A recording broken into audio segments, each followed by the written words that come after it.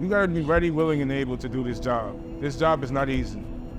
You know, you gotta be able to work in various weather conditions. You have to be able to pick up 30-pound bags, you know, and moving containers that weigh a ton. So I'm a business agent. So I come and service the depot.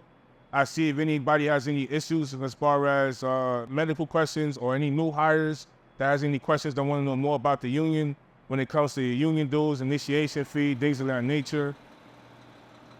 I've been in a situation where I wasn't represented correctly, you know, and I had no voice. So I let these workers know that they got a voice, you know, and I'm here to defend them any way I can.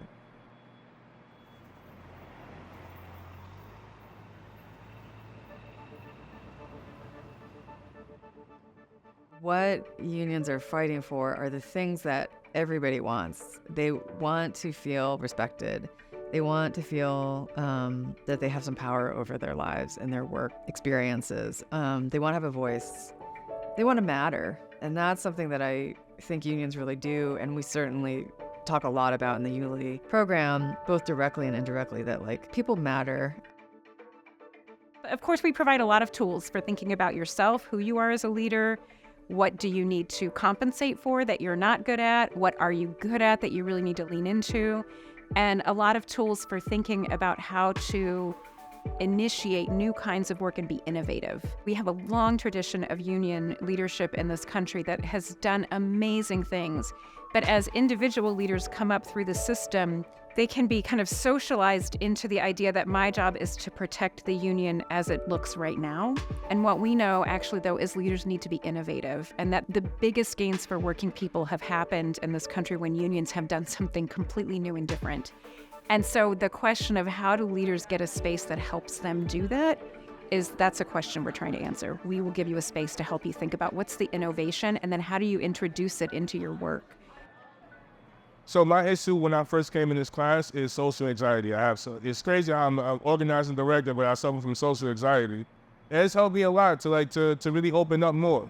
Sometimes I don't have time for myself, and I put work, and it's so you gotta have time management. Meditation has helped a lot for me. My mind, so that's nice why I can't even sleep, you know, because my mind is worrying about another worker's condition or me having to go to another depot and handle something. So meditation has helped me to rest my mind.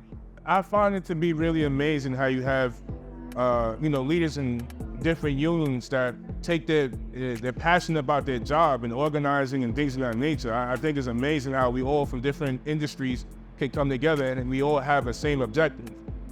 People are really talking with each other.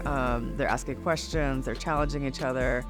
And really bringing that wealth of knowledge. And we definitely feel in the facilitation team, like, we play an important role, but so much of the learning really happens in the group. And that's really intentional. It's part of our design. What is the future we envision for working people in general, not just union members, but how are we shifting the reality for many working people who are more and more being pressed and squeezed by the economy? Seeing my classmates in Yulee and the passion that they have and what's going on in the world, it really gives me more fuel to really do this job and take it and be passionate about it.